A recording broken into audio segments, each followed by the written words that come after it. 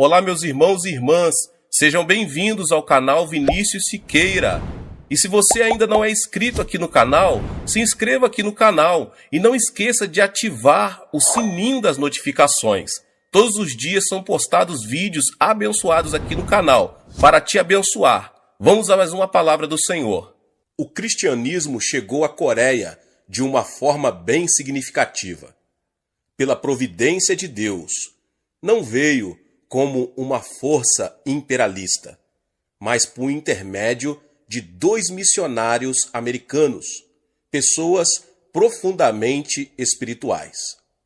Muitas vezes, parece que o início de um movimento influencia bastante o futuro desenvolvimento dele. Foi o que sucedeu com a introdução do Evangelho neste país. Em 1882, foi assinado um acordo entre a Coreia e os Estados Unidos, que significou abertura de novas portas para o trabalho missionário, por onde as igrejas dos Estados Unidos desejavam muito penetrar. Em 1884, a Junta Presbiteriana do Norte transferiu seu missionário, Dr. H.N. Alley, que estava na China, para a Coreia. No ano seguinte, foram apontados os 2 primeiros missionários para este país, e o reverendo Horace Underwood, presbiteriano, e o reverendo H.G. Aplenzeller, metodista. Esses 2 homens tiveram um importante impacto sobre o futuro e desenvolvimento do cristianismo na Coreia.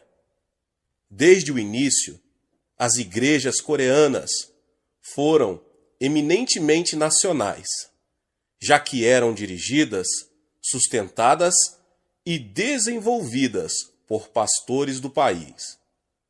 Ao descrever o sucesso desse método, o Dr. Underwood escreveu o seguinte: desde o início do trabalho, Deus, em sua providência, nos orientou para que adotássemos métodos que têm sido considerados singulares por algumas pessoas. Mas, na verdade, são métodos que têm sido adotados por inúmeros missionários em diversas partes do mundo. A única característica peculiar aqui é que tem sido seguido por quase todos os missionários. Um dos aspectos mais importantes da igreja coreana, no início, foi que os membros se reuniam para orar todos os dias pela manhã. Em 1906, irrompeu um avivamento. Aqueles crentes se reuniam na igreja presbiteriana de Pyongyang, que hoje é a capital da Coreia do Norte. Quando oravam, o Espírito Santo desceu sobre eles e puseram a confessar seus pecados. Como mantiveram o mesmo espírito de oração, pessoas se convertiam em toda a parte. Quando iniciei meu ministério pastoral em 1958, fui trabalhar em Daejodong, um lugarejo pobre nas extremidades de Seul. Armei ali uma barraca velha que fora do exército dos Estados Unidos e me pus a pregar. Lembro-me muito bem de que morava na própria barraca e passava as noites em oração. Nas frias noites de inverno, eu me cobria com diversos cobertores e ficava a orar durante muitas horas, deitado perto do púlpito. Pouco depois, outros membros de nossa pequena igreja passaram a orar comigo. Em pouco tempo, já havia mais de 50 pessoas passando a noite toda em oração. Foi assim que iniciei o meu ministério. E foi nessa fase de formação espiritual que aprendi o que era o ministério da intercessão. Embora eu vá abordar aqui uma faceta especial da oração, é importante compreendermos que nossa intercessão deve ser, em primeiro lugar, em favor do povo de Deus, em seguida, por nossa nação e, por último, por nós mesmos. Aprendemos não apenas a orar, mas também a viver em oração. Jesus ordenou que orássemos sem cessar, mas é impossível para quem não está interessado em avivamento. Quem tem no coração aquele anseio de que almas sejam salvas e de que sua pátria se converta a Deus, deve ter a oração como um imperativo. Nossa reunião de oração tem início às 5 horas da manhã. E isso não se dá apenas na nossa igreja, mas na maioria das igrejas coreanas. Geralmente, oramos 1 a 2 horas, e só depois desse período de oração é que começamos as tarefas da nossa vida. E como a oração é o fator mais importante de nossa vida, aprendemos também a nos deitar cedo. Às sextas-feiras, passamos a noite toda em oração. Muitos dos que nos visitam ficam surpresos ao verem a igreja lotada para essas reuniões noturnas. No domingo, temos um momento de oração antes de cada um de nossos 7 cultos. Fico bastante chocado quando visito igrejas que promovem reuniões de cunhos sociais antes dos cultos de domingo. Quando cada crente vem para a igreja, já com uma atitude de oração, e se põe a orar silenciosamente antes do culto, os resultados são bem mais positivos. É por isso que temos a santa e poderosa presença de Deus em nossas reuniões. E antes mesmo que eu me levante para pregar, os pecadores são convencidos de pecado pelo Espírito Santo. E o espírito de oração que existe em nosso meio mantém o coração dos crentes aberto para as verdades da palavra de Deus.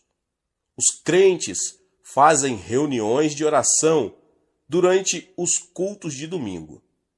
E o rumor das orações de milhares de crentes coreanos me lembra do fragor trovejante de uma grandiosa cachoeira. Ouvi uma voz do céu, como voz de muitas águas, como voz de grande trovão. Apocalipse 14, 2. Pastores que nos visitam e pregam em nosso púlpito ficam admirados com o poder do Espírito Santo que sentem em nossos cultos.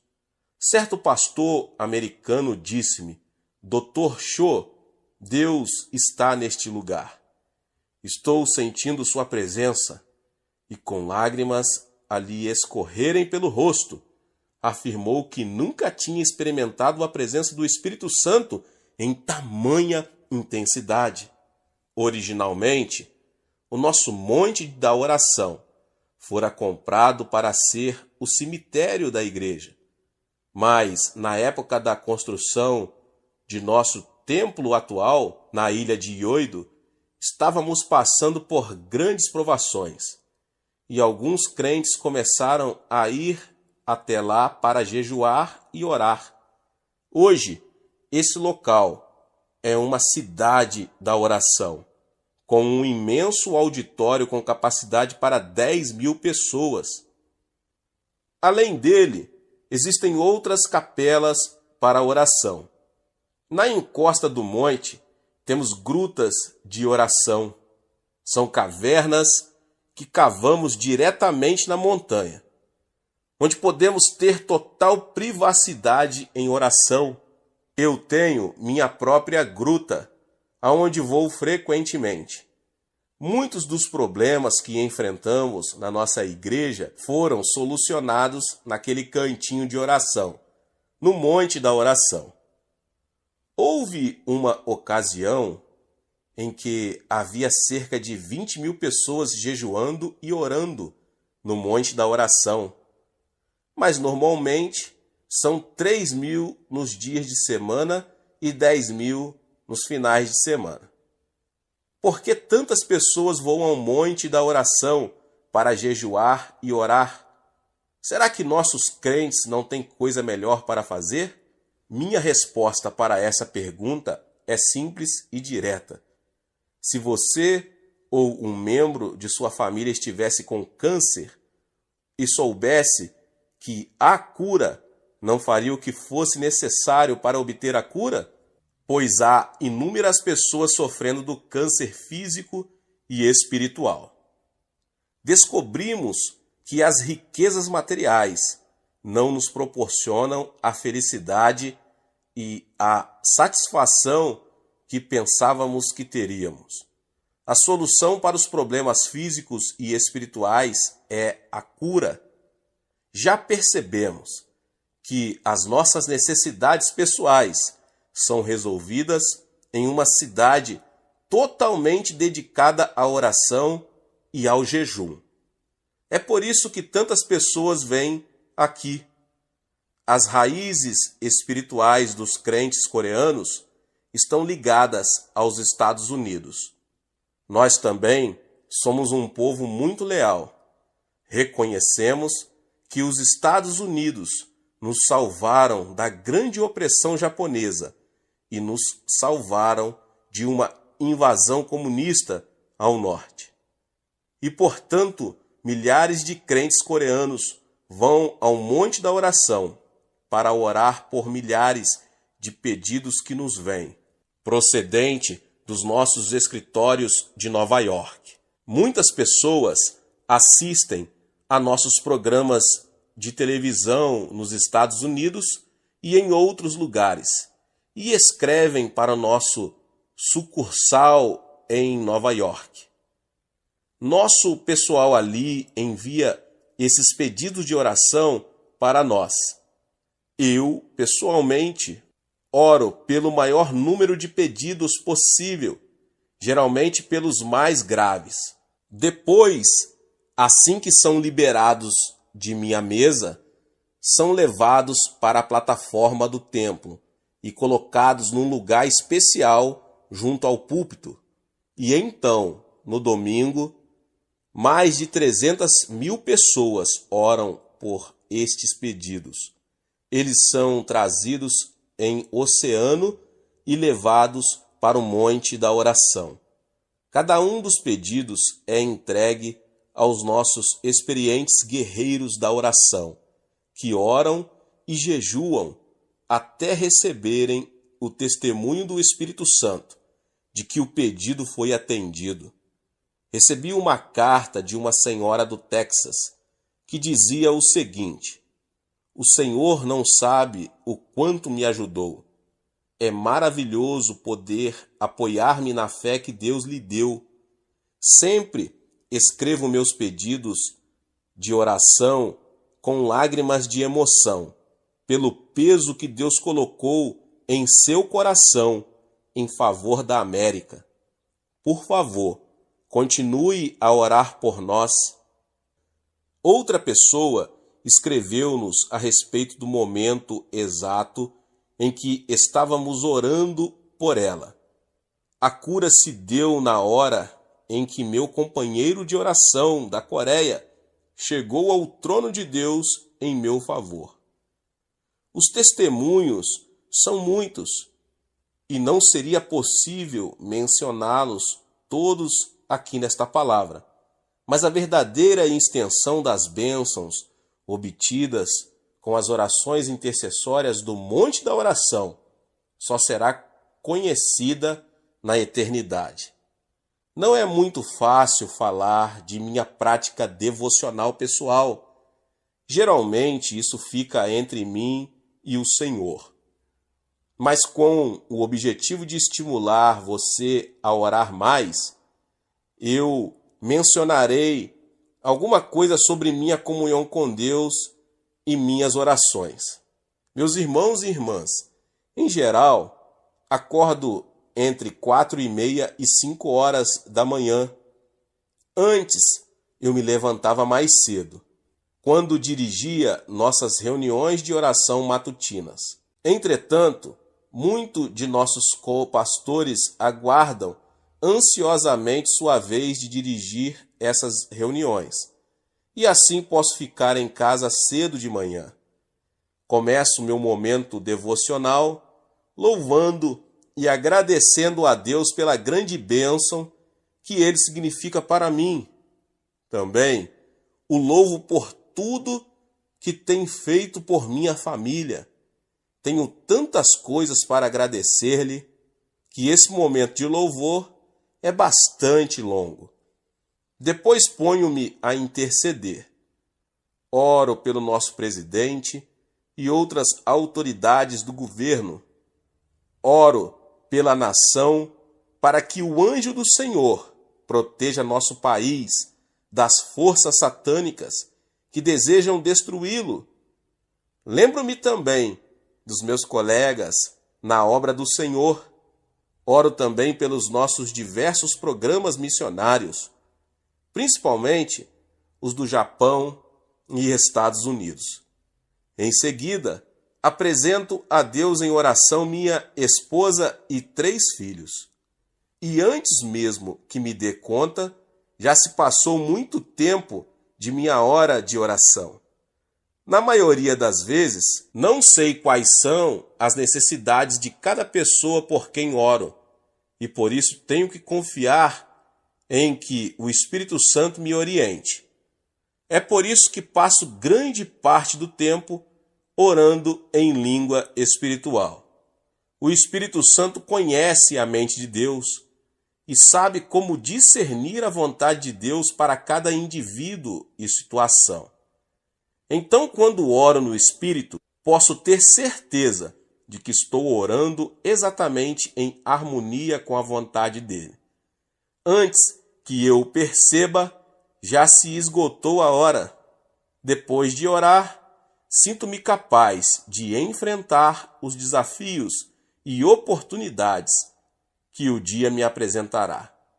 Sendo pastor de uma igreja de quase 500 mil membros em 1983 e tendo um amplo ministério internacional, não seria capaz de fazer tudo que tenho de realizar, se não passasse no mínimo 1 hora em oração todas as manhãs.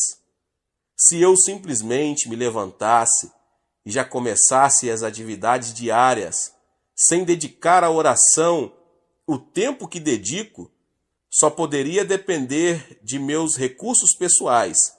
Então, depois de passar algum tempo em oração, posso confiar nos ilimitados recursos de que Deus dispõe. Geralmente, tenho muitos problemas para resolver no decorrer do dia, e sempre oro antes de fazer ou dizer qualquer coisa. Essa é a diferença entre agir e reagir. Estudando a vida de Cristo, observo que ele sempre agia e nunca reagia. Reagir implica permitir que as pessoas, situações e circunstâncias ganham o controle de tudo. Agir implica estar no controle da situação. Até mesmo quando Cristo estava sendo julgado perante Pilatos, o governador romano, era ele quem estava no controle das circunstâncias. O que faço para não reagir às situações é procurar descobrir qual é a intenção de Deus para cada situação que se me apresenta. Vivendo constantemente em oração, sei que tenho a mente de Cristo. Assim, quando tomo uma decisão, sei que ela é da vontade de Deus e fico firme, na certeza de que estou agindo como Deus agiria. Na parte da tarde, fico a sós com meu querido Senhor e Salvador Jesus Cristo e passo algum tempo em comunhão com Ele. Parece-me que, ultimamente, Ele me tem afastado um pouco das atividades. Ele quer passar mais tempo a sós comigo. Sei que, se atender ao desejo dele, Ele me dará tempo suficiente para atender às minhas responsabilidades como pastor da maior igreja do mundo. Às vezes, ouço-o chamar-me no meio das atividades do dia e tenho que atender. Nunca sei quando vou ser afastado momentaneamente do trabalho entre o seu povo, para me dedicar somente a ele. Então, sei o que tem a primazia para mim. A dedicação a ele vem antes de meu trabalho para o seu povo. Antes de subir ao púlpito para pregar, tenho que passar pelo menos 2 horas em oração. Quando vou pregar no Japão, como faço todos os meses, tenho que passar pelo menos 3 a 5 horas em oração. Como sempre prego em japonês, sinto muita nitidez a grande oposição espiritual que tem impedido esta nação de experimentar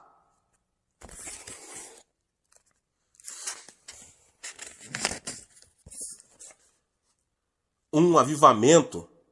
Talvez muitos não saibam disso, mas nunca houve um avivamento no Japão. Numa população de 120 milhões, existem apenas centenas de milhares de crentes no país. Então tenho que passar todo este tempo em oração para conseguir impedir a ação das forças espirituais do mal e preparar meu coração para o ministério da palavra. Com uma comunhão tão intensa, não disponho de tempo para dedicar à convivência com outros crentes, como certamente gostaria de fazê-lo. Mas tenho que atender ao meu chamado como servo de Cristo. E para exercer meu ministério com eficiência, tenho que dedicar minha vida à oração. Quando prego nos Estados Unidos, não sinto a mesma oposição espiritual maligna que encontro no Japão. Assim sendo, posso dedicar à oração apenas 2 horas. Antes de pregar na Europa, passo 2 ou 3 horas em oração e meditação. Os pastores e evangelistas estão sempre me perguntando: o que podemos fazer para obter em nossas igrejas o mesmo crescimento que estamos acostumados a ter na Coreia? Contudo, logo após os cultos, eles saem para jantar fora e passam muitas horas na companhia de outras pessoas. Pela manhã, estão por demais cansados para orar. Há muitos anos que já observo isso em diversas partes do mundo, e então resolvi ministrar a vocês. Espero que aqueles que amam a Deus passam a levar a sério a ideia de um avivamento, para que acertem com severidade sua prática na oração. Em nossa igreja, a Igreja do Evangelho Pleno de Yoido, em Seul, instruímos os novos convertidos a respeito da oração. Contudo, se eu não orasse, eles não orariam também. Já que a maioria de nossos novos convertidos chega ao conhecimento de Cristo através dos 20 mil minigrupos, grupo familiar ou célula. Ali mesmo recebem ensinamentos com relação à suprema importância da oração. Há alguns anos cheguei à conclusão de que não poderíamos encarar o avivamento que ora experimentamos sem grande seriedade. Tendo estudado a história da igreja, eu aprendera que um avivamento não somente é iniciado pela oração, mas também é mantido pela constância nela. Nos avivamentos em que os crentes orientais experimentaram, depois de alguns anos, as pessoas começaram a encarar aquela bênção como uma coisa normal, corriqueira. O que acontece é que se esquecem do próprio fator que deu origem ao avivamento, a oração. Assim que interrompem a oração ardorosa e contínua, o despertamento perde seu ímpeto e só resta um impulso do passado. O que quero dizer quando falo de ímpeto e impulso num avivamento? Um automóvel é um exemplo perfeito da operação desses dois princípios. O ímpeto é a força gerada no carro quando pressionamos o acelerador. Quando acionamos essa força, o carro permanece em movimento. Contudo, quando retiramos o pé do acelerador, o ímpeto, ou a força, deixa de operar, mas o veículo continua em movimento. O que faz o automóvel rodar sem a força? Esse movimento do carro é provocado pelo impulso. O movimento ocasionado ao veículo pelo impulso é diferente do que é provocado pelo ímpeto. O impulso do carro não mantém o movimento. Assim, eventualmente, o carro irá parar. Quando o Espírito Santo opera um avivamento em resposta à oração, é preciso que o ímpeto do despertamento seja mantido para que ele continue. Se a oração for negligenciada, o avivamento deixará de ter o ímpeto e será conduzido apenas pelo impulso. E por fim, aquela visitação especial de Deus terminará, continuando apenas com um monumento ao passado. Em nossa igreja, estamos totalmente comprometidos com a busca do avivamento e o crescimento da igreja até a segunda vinda de Cristo. Em 1982, ganhamos para o Senhor 110 mil pessoas. Desses, só conseguimos absorver em nosso meio cerca de 60 mil. Assim sendo, demos às outras igrejas evangélicas um total de 50 mil novos membros. Em 1983, tivemos um total de 120 mil novos convertidos. Por que tantas pessoas são salvas numa só igreja? É que já percebemos a importância de se cultivar e manter uma vida de oração. Se pararmos de orar, o avivamento desvanecerá. Se continuarmos a orar, acredito que toda a Coreia pode ser salva. Estou firmemente convencido de que esse mesmo tipo de avivamento pode ocorrer em sua igreja, meu irmão e minha irmã. Não existe campo difícil demais para o Espírito Santo. Não há igreja que esteja totalmente morta. Não existem países fechados para o Evangelho. O segredo de tudo, meus irmãos e minhas irmãs, é e sempre vai ser a oração. Deus te abençoe em o nome de Jesus. Você que ouviu essa palavra, glória a Deus. Se você ainda não é inscrito no canal, se inscreva no canal e ative o sininho das notificações.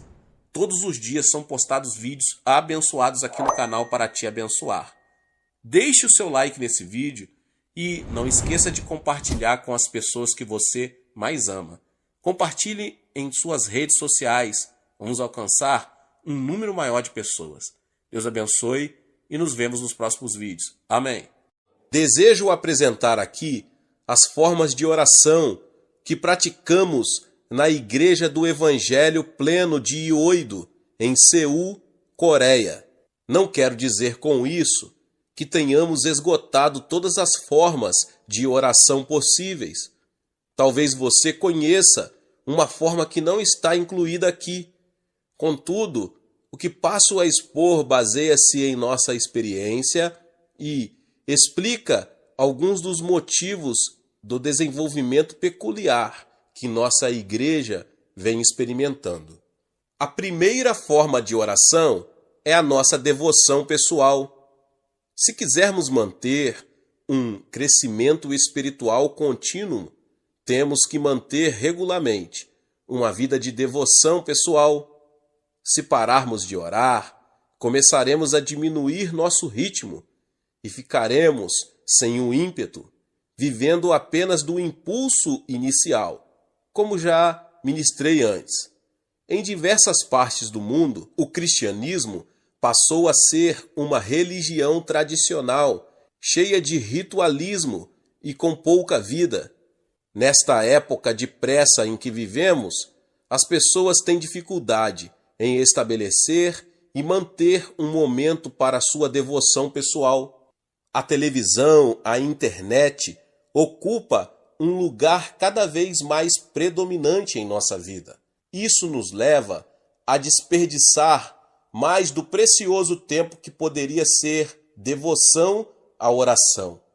O que está acontecendo é que quanto mais a civilização avança, maior é o número de distrações que impedem que homens e mulheres dediquem à oração diariamente. A única maneira de escaparmos dessa armadilha é conscientizar-nos da extrema importância de observarmos nosso momento devocional todos os dias. Existem muitas razões para orarmos diariamente. Damos a seguir apenas duas delas. A primeira, temos que começar o dia com oração, pois Deus gosta de agir em nosso coração bem cedo. Há um rio, cujas correntes alegram a cidade de Deus, o santuário das moradas do Altíssimo. Deus está no meio dela, jamais será abalada. Deus a ajudará desde antemanhã, no hebraico durante a madrugada, Salmo 46, 4 e 5. Desperta, ó minha alma, despertai lira e harpa, quero acordar a alva, Salmo 57, 8.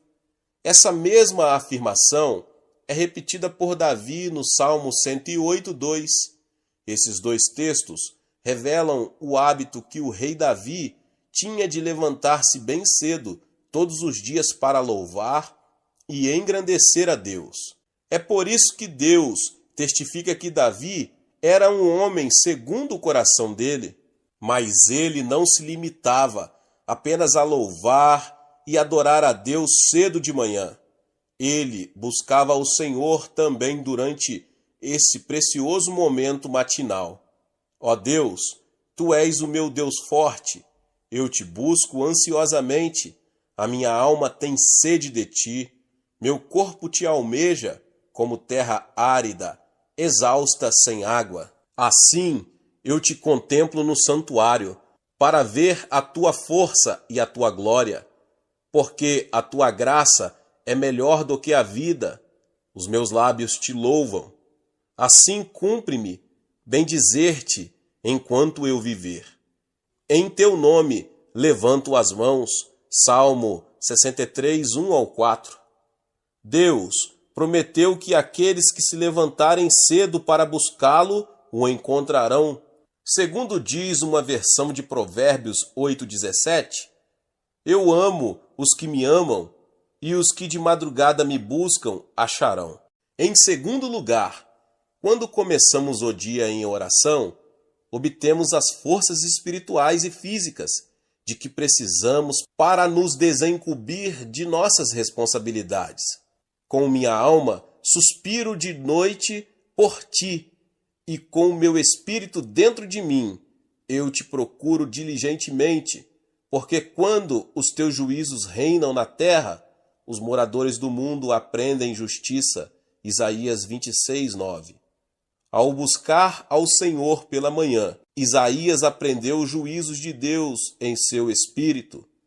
Já percebi que a sabedoria de Deus que me sobrevém no momento devocional pela manhã me torna mais eficiente. Em questão de minutos, sei o que Deus quer que eu faça em cada situação. E como tenho a mente de Cristo, não preciso passar muitos dias julgando uma questão. Mas nosso momento devocional não é feito apenas de oração, deve incluir também a leitura da Bíblia. Muitas vezes, Nós que estamos no ministério pastoral, só estudamos as Escrituras, buscando mensagens para pregar, mas o fato é que precisamos ler a Bíblia com o objetivo também de buscar alimento para o nosso coração. Guardo no coração as tuas palavras, para não pecar contra ti. Salmo 119:11. A revelação das tuas palavras esclarece e dá entendimento aos simples. Salmos 119:130. Deus pode falar-nos através das Escrituras, se permitirmos que Ele o faça. Nas horas da manhã, estamos com a mente ainda desanuviada dos conflitos que ocorrerão durante o dia. Assim sendo, estamos mais predispostos para receber sua orientação e a instrução que vem de sua palavra. Como ministro do Evangelho, devo ter sempre em mente que minha pregação e meu ensino devem sempre brotar de estudo pessoal. O povo de Deus que me ouve receberá bênçãos na medida em que eu também receber as bênçãos da palavra de Deus. Se eu estiver motivado, poderei motivar a outros. Só poderei inspirar a outros na medida em que eu mesmo estiver inspirado pelo Espírito Santo. Portanto, preciso ler a Bíblia diariamente na hora devocional. A segunda forma de oração é o culto da família. Embora esta frase seja muito repetida e por demais conhecida, ainda é verdade. A família que ora unida permanece unida. A televisão, a internet está se tornando mais e mais o centro da atividade da maioria das famílias, não só nos Estados Unidos, mas em muitas partes do mundo, com os telejogos, noticiário e outros programas e show das redes de televisão. As famílias estão tendo cada vez mais dificuldade de jantar juntas, quanto mais orar.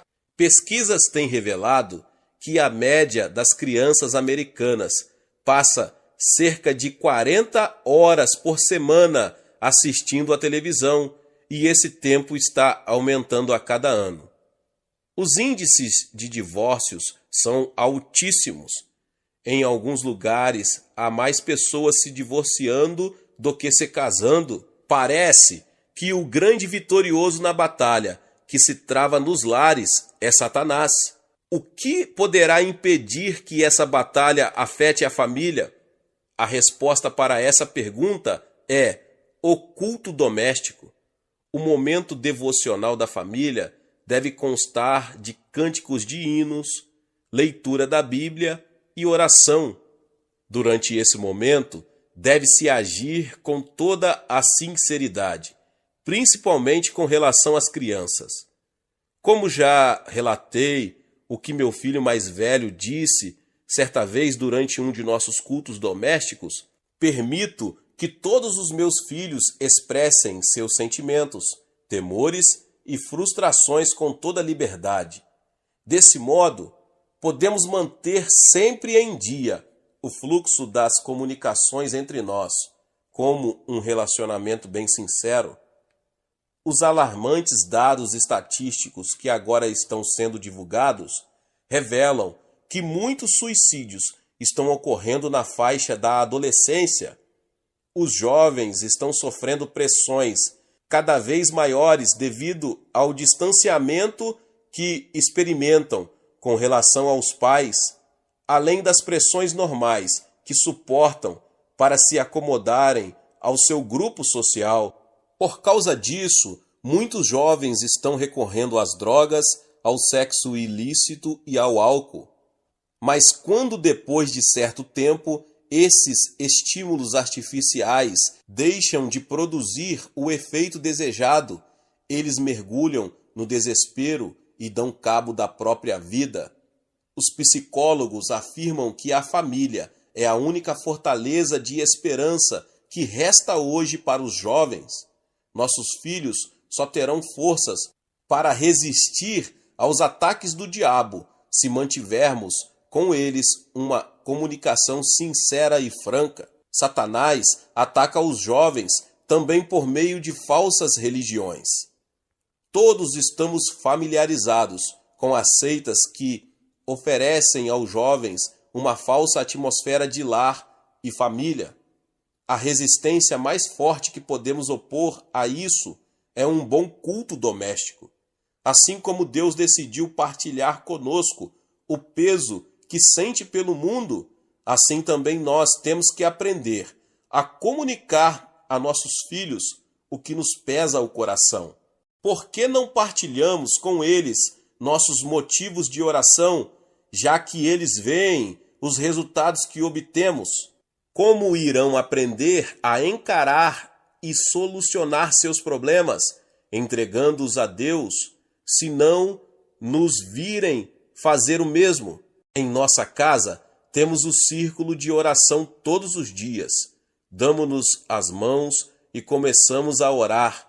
Um de meus filhos talvez esteja tendo dificuldade com uma de suas matérias da escola.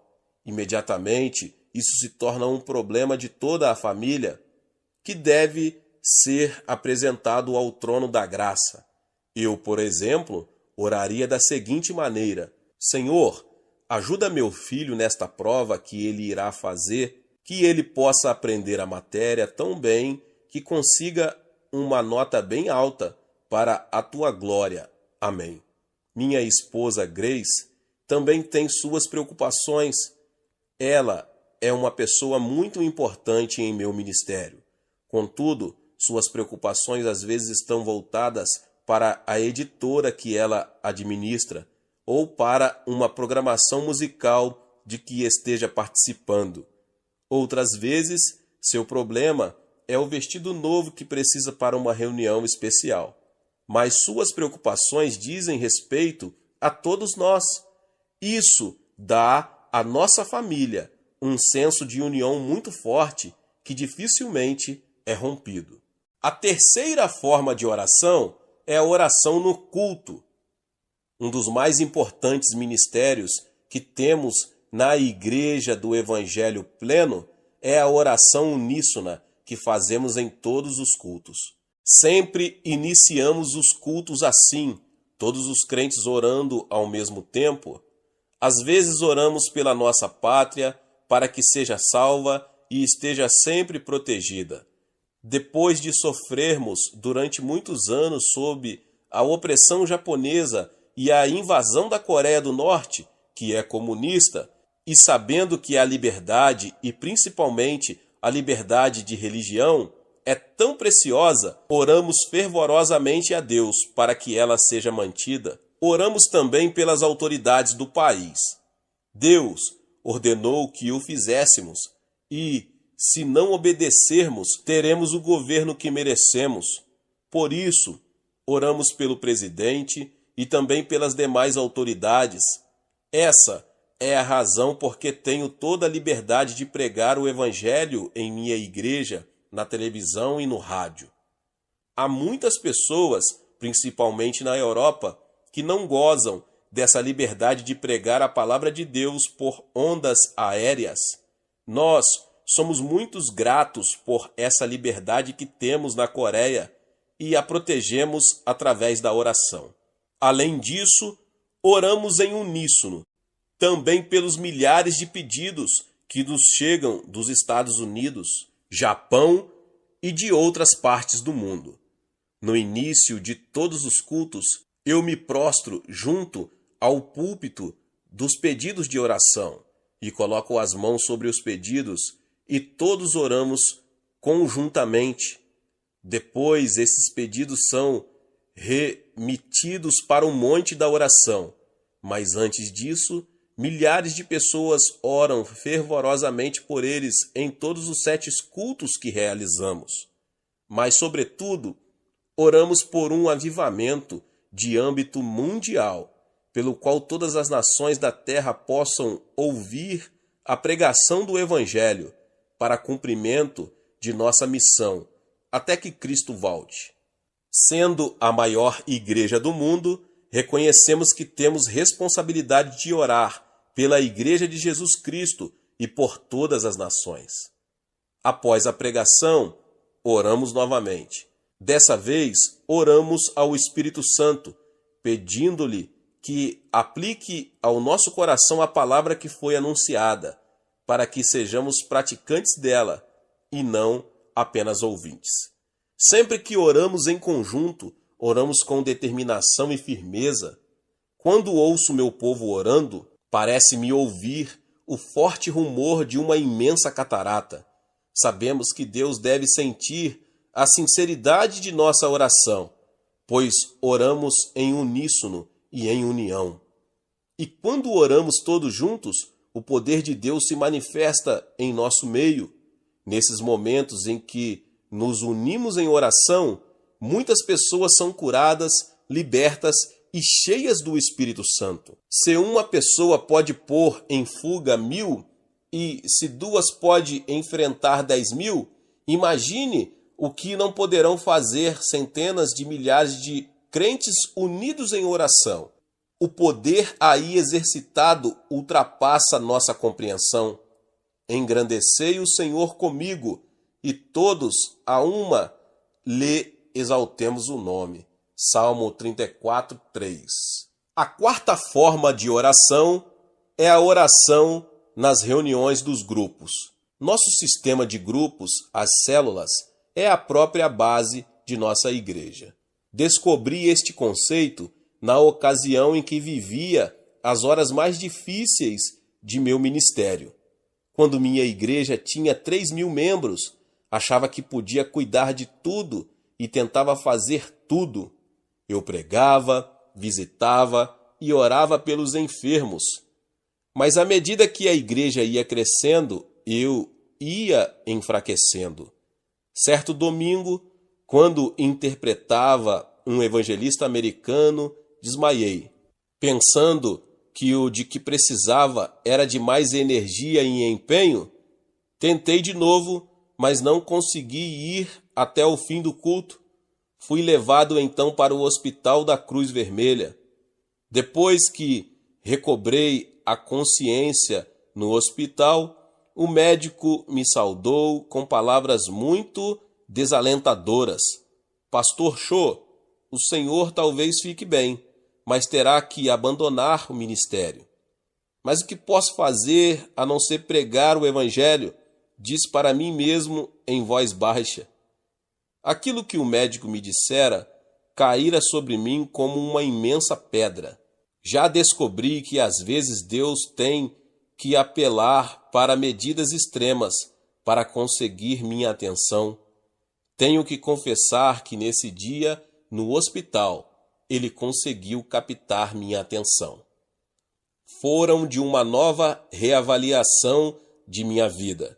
Foi então que descobri o segredo do ilimitado potencial para o crescimento da igreja, o sistema de células.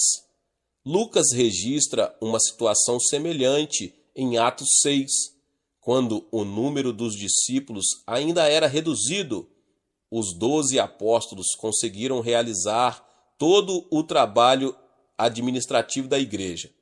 Contudo, se o sistema continuasse sempre assim, a igreja nunca teria ultrapassado o número que havia em Jerusalém. O meio que Deus usou para modificar a mentalidade dos apóstolos foi permitir que eles se defrontassem com um problema potencialmente devastador, que é descrito no 6º capítulo. A divisão étnica que quase causava o fracionamento da igreja tinha que ser solucionada. O resultado disso foi que os apóstolos compreenderam que não poderiam encarregar-se de toda a obra do ministério sozinhos. Assim sendo, escolheram 7 homens e os designaram como diáconos. Os diáconos, então, passaram a cuidar da parte administrativa da igreja e os apóstolos se dedicaram à missão original. E quanto a nós, nos consagraremos à oração e ao ministério da palavra. Atos 6:4. O problema que vimos neste capítulo levou os homens de Deus a reexaminarem sua situação e a receberem a sabedoria do Espírito Santo. Essa sabedoria orientou-os para que delegassem sua autoridade a outros, dessa forma favorecendo um crescimento ilimitado. Observei que há vários textos do livro de Atos em que os discípulos se reuniam em grupos grandes e em grupos menores. Dou a seguir algumas instruções de Atos e Romanos, que serviram para abrir meus olhos sobre a validade do uso do sistema de células. Diariamente, perseveraram unânimes no templo, partiam pão de casa em casa e tomavam as suas refeições com alegria e singeleza de coração, louvando a Deus e contando com a simpatia de todo o povo. Enquanto isso, acrescentava-lhes o Senhor, dia a dia, os que iam sendo salvos. Atos 2, 46 e 47. E todos os dias no templo e de casa em casa não cessavam de ensinar e de pregar Jesus, o Cristo. Atos 5, 42. Jamais deixando de vos anunciar coisa alguma proveitosa e de vô-la ensinar publicamente e também de casa em casa. Atos 20, 20. Saudai igualmente a igreja que se reúne na casa deles. Saudai meu querido Epêneto, primícias da Ásia para Cristo. Romanos 16, 5. Esses e outros textos deram-me a orientação que precisava. De lá para cá, nosso sistema de células cresceu tanto que no momento contamos com mais de 20 mil grupos em nossa igreja. Se cada uma dessas células ganha 2 famílias para Cristo, em um ano, isso significa que temos mais 40 mil famílias novas em nosso meio. E como uma família média é composta de 4 pessoas, nosso índice de crescimento é de 160 mil novos convertidos por ano. Nessa conta não entram os novos membros que são salvos por Cristo através da televisão, do rádio e de nossos cultos de domingo. Contudo, o crescimento contínuo de nossa igreja depende principalmente de nosso sistema de células. As reuniões de células agrupam de 5 a 10 famílias. Elas se reúnem nos lares, ponto mais propício para as reuniões noturnas ou para as reuniões femininas durante o dia. Reúnem-se também em escolas, o melhor lugar para nossas células de estudantes, em fábricas, para as reuniões de nossas células de operários, ou então se reúnem também num restaurante, que é um bom lugar para as reuniões de comerciantes, executivos e etc. Onde quer que se reúnam, essas pessoas constituem a igreja em ação. Nosso templo grande é o local onde todos se juntam para participar da pregação da palavra e do culto de adoração prestado por toda a igreja. Mas, na verdade, nossa igreja se reúne em milhares de locais, em toda a extensão de nossa cidade. Nas reuniões de células, os membros oram uns pelos outros. Se alguém adoece, o líder da célula faz uma visita e ora em favor de sua cura. Nossos membros já aprenderam que a oração é fundamental e por isso oram por tudo. Oram fervorosamente pela igreja, pela nação, oram para que o avivamento da Coreia continue e para que haja um avivamento no mundo todo. Oram pelas pessoas que talvez possam se converter, para que a igreja continue a crescer. Nos encontros de dirigentes de células, sempre enfatizo que cada grupo deve ter objetivos definidos em suas orações.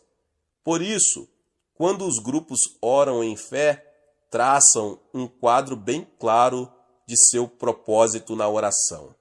E como é mais fácil ganhar para Cristo as pessoas que conhecemos, os membros das células pregam para seus vizinhos, amigos e parentes. Assim que Deus abre a porta para que uma dessas pessoas se converta, o membro que com ela se relaciona fala disto para o restante do grupo e todos se põem a orar pelo outro incessantemente, até que se renda a Cristo. Já aprendemos que nesta terra estamos em guerra contra Satanás. Nossos opositores são os demônios e seus espíritos demoníacos. O campo de batalha é o coração das pessoas. Nosso alvo é que todos possam conhecer a graça salvadora de nosso Senhor e Salvador Jesus Cristo. Assim traçamos os planos cuidadosamente. Temos uma estratégia, um plano e o executamos como um exército bem treinado. Todavia, o mais importante de tudo é que envolvemos nossos planos com oração para que Deus possa insuflar seu fôlego de vida em nossos projetos e assim eles deem fruto. Não possuo nenhuma fórmula secreta para explicar o fabuloso crescimento que nossa igreja experimenta. A única coisa que fiz foi levar muito sério a palavra de Deus. Não tenho a menor dúvida de que tudo que está acontecendo aqui na Coreia pode acontecer também em qualquer parte do mundo. O segredo, meus irmãos e irmãs, é a oração. A quinta forma de oração é a oração no monte. O local que denominamos Monte da Oração não é apenas uma área de retiro dedicada para a oração. É mais que isso. Originalmente, o terreno foi adquirido para ser o cemitério da igreja. Como a Coreia sempre foi um país tradicionalmente budista, era muito importante que possuíssemos um cemitério próprio. Em 1973, quando nosso templo atual estava sendo construído, houve uma desvalorização do dólar. Isso resultou em que o won, a moeda coreana, e que está ligada ao dólar em valorização, caísse muito. Então o país entrou em profunda recessão econômica. Em seguida, veio a crise do petróleo, piorando a situação de nossa frágil economia, que não era nada boa. Muitas pessoas perderam o emprego e as rendas caíram muito.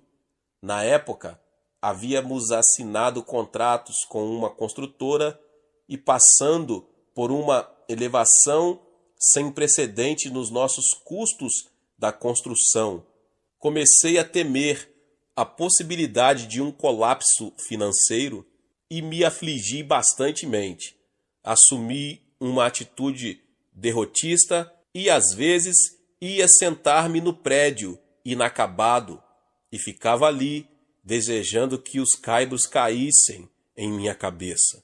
Nessa crucial fase de meu ministério, um grupo de pessoas da igreja resolveu ir para a nossa propriedade e começar a construir um recinto para a oração, principalmente em favor do seu pastor, que estava sofrendo tanto. Embora sentisse que realmente havia necessidade de uma coisa assim em nossa igreja, preocupava-me com as despesas a mais que estavam sendo feitas e as contas empilhadas em minha mesa. Compreendendo que somente uma intervenção sobrenatural de Deus poderia salvar-nos da ruína, passei a ir orar com os outros no Monte da Oração. Certa noite, quando estávamos orando no térreo do nosso templo, ainda inacabado, centenas de pessoas vieram orar comigo. Num dado momento, uma senhora idosa veio caminhando em minha direção. Quando se aproximou do púlpito, notei que seus olhos estavam cheios de lágrimas. Ela se inclinou e disse: "Pastor, quero dar esses objetos para que o Senhor os venda e apure um dinheirinho para nosso fundo de construção. Baixei os olhos para as mãos dela e ali estavam uma tigela e um par de palitos de comer arroz. Então respondi: mas minha irmã, não posso aceitar essas coisas tão essenciais para a senhora. Mas pastor, continuou com lágrimas a escorrer-lhe abundantemente pelo rosto enrugado, sou uma velha e não tenho nada de valor para dar ao meu Senhor. No entanto, Jesus salvou-me pela sua graça. Essas coisas são os únicos objetos que possuo no mundo. Deixe que eu dê isto para Jesus. Posso colocar o arroz num jornal e posso comer com as mãos. Sei que vou morrer muito em breve e não quero ir encontrar-me com Jesus sem ter lhe dado alguma coisa nessa terra. Quando ela acabou de falar, todos os presentes choraram abertamente. A presença do Espírito Santo encheu o lugar e todos nos pusemos a orar no Espírito. No fundo do salão estava um comerciante que se comovera muito e disse: Pastor Cho, quero comprar esta tigela e estes palitos por $1.000. E depois disso, todos começaram a doar seus bens. Eu e minha esposa vendemos nossa casinha e demos o dinheiro para a igreja. E foi esse espírito de contribuição que nos livrou da ruína financeira. Com o passar dos anos, o Monte da Oração se tornou um local para onde concorrem milhares de pessoas diariamente para orar e jejuar e verem suas necessidades supridas. Mais tarde, construímos um salão grande com capacidade para 10.000 pessoas e que hoje já está muito pequeno para o número de pessoas que ali vão.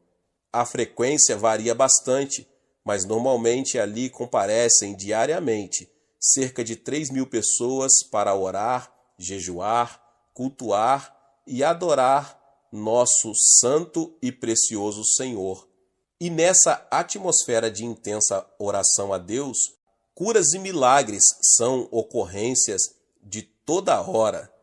No ano passado, passaram pelo Monte da Oração mais de 300.000 pessoas. Assim, em nosso retiro de oração, constituí a linha de frente de nosso ataque às forças do diabo nesta terra. Não existe nenhum outro lugar na terra em que haja mais pessoas jejuando e orando do que ali. E Deus atende às nossas orações. As bênçãos são por demais numerosas para se contarem. Na parte em que falo sobre jejum e oração, explorei de forma mais detalhada o método que usamos para a prática desse recurso bíblico para a solução de nossos problemas. Nunca é demais insistir em que é grande a importância do jejum e da oração, se quisermos que haja avivamentos e que eles permaneçam. E no Monte da Oração não temos apenas grupos de oração, temos também locais para que os crentes orem sozinhos. São as nossas grutas de oração. São pequenos compartimentos, grutas escavadas na encosta do monte. Nesses vãos, as pessoas podem ficar silenciosas e tranquilas na presença de Deus. Tenho meu próprio aposento de oração, onde fecho a porta e fico em comunhão com meu Pai Celestial, em intensa oração por longo tempo. Há pouco, referi-me ao Monte da Oração como o retiro da oração. Disse isso porque estamos em fase de preparação para recebermos milhares e milhares de pessoas, não só da Coreia, mas de todas as partes do mundo. Acredito que existam muitos crentes que estão desejosos de encontrar um lugar onde possam ter comunhão com Deus de uma forma mais dinâmica. Não que Deus não possa ser encontrado em qualquer lugar onde as pessoas o procurem em espírito e em verdade, mas é que não existe outro lugar na terra com maior intensidade de oração do que em nosso monte. As pessoas não se contentam mais em apenas ouvir contar grandes operações de Deus. Elas desejam ver o que Ele está fazendo. Por isso estamos abrindo estradas, construindo locais de hospedagem, e as dependências existentes estão sendo aumentadas para que possamos acomodar a obra que Deus vai realizar. Davi escreveu o seguinte: converteu o deserto em lençóis de água e a terra seca em mananciais. Estabeleceu ali aos famintos, os quais edificaram uma cidade em que habitassem. Salmo 107, 35 e 36. Ele diz também: todas as nações temerão o nome do Senhor, e todos os reis da terra a sua glória, porque o Senhor edificou a Sião, apareceu na sua glória, atendeu à oração do desesperado e não lhe desdenhou as preces. Ficará isto registrado para a geração futura, e um povo que há de ser criado louvará ao Senhor. Salmo 102, 15 ao 18. A sexta forma de oração é a oração de vigílias de oração. Como é que milhares de crentes conseguem passar todas as noites de sexta-feira em oração? Muitas pessoas me fazem essa pergunta em muitas partes do mundo. Se alguns conseguem passar a noite toda numa discoteca, por que os crentes consagrados não podem passar a noite toda orando e adorando a Deus? Tudo depende da prioridade que damos às coisas. Ou vamos encarar seriamente essa questão do avivamento ou não. Todas as sextas-feiras, nosso pessoal começa a se reunir a partir das 10 da noite e inicia orando silenciosamente. Em seguida, eu apresento um estudo bem substancial da Palavra de Deus. E como não temos ali o problema de tempo, que normalmente tenho aos domingos, posso fazer o estudo bem devagar e levar até 2 horas. É claro que temos uma programação feita previamente. As pessoas não viriam com tanta assiduidade se tivessem que ficar sentadas a noite inteira só orando. Depois do estudo bíblico, começamos a orar. Oramos por problemas específicos, problemas de nossa igreja, bem como por nossas próprias necessidades. Após esse período de oração, cantamos corinhos. Em seguida ao período de louvor, um dos copastores prega. Depois cantamos hinos de novo e nos preparamos para ouvir os testemunhos pessoais, aquilo que Deus está realizando na vida dos membros da igreja. Deus tem realizado tantos milagres de sua graça em nosso meio que é impossível ouvirmos todos os crentes que desejam falar. Essas maravilhosas narrativas do poder de Deus nos levam a querer cantar de novo. Antes que nos demos conta, já são 4:30 da manhã e está na hora de nos prepararmos para o culto de oração do sábado de manhã. Depois da oração, nos despedirmos e vamos para casa regozijando-nos. Davi estava acostumado a realizar vigílias, o que ele chama de vigílias da noite no Salmo 63. Isaías proferiu a seguinte profecia: um cântico haverá entre vós, como na noite em que se celebra festa santa, e alegria de coração, e como a daquele que sai ao som da flauta para ir ao monte do Senhor, a rocha de Israel. Isaías 30, 29. Quando os discípulos estavam presos, eles não passaram a noite se queixando da sorte, passaram cantando e orando. Então Deus os ouviu e mandou o livramento, sob a forma de um anjo. A presença do Senhor é muito importante. Jesus prometeu que, quando nos reuníssemos em seu nome, ele estaria em nosso meio. Não é difícil passar a noite em oração, quando o doce aroma da presença do Senhor enche o local. onde estamos reunidos. Em alguns países, o sábado é dia de folga no trabalho para muitas pessoas, mas na Coreia não, é um dia de trabalho normal. Assim sendo, muitos dos crentes, depois de passarem a noite em oração, vão para casa e se arrumam para ir trabalhar. O próprio Davi declarou que não queria dar a Deus algo que não lhe custasse nada.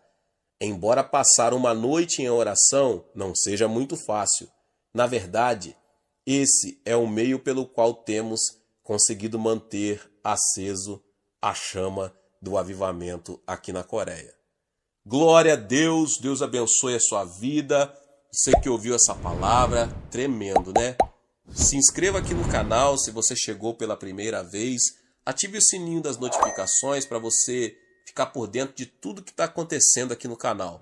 Deixe também o seu like e também não esqueça de compartilhar esta palavra com mais pessoas.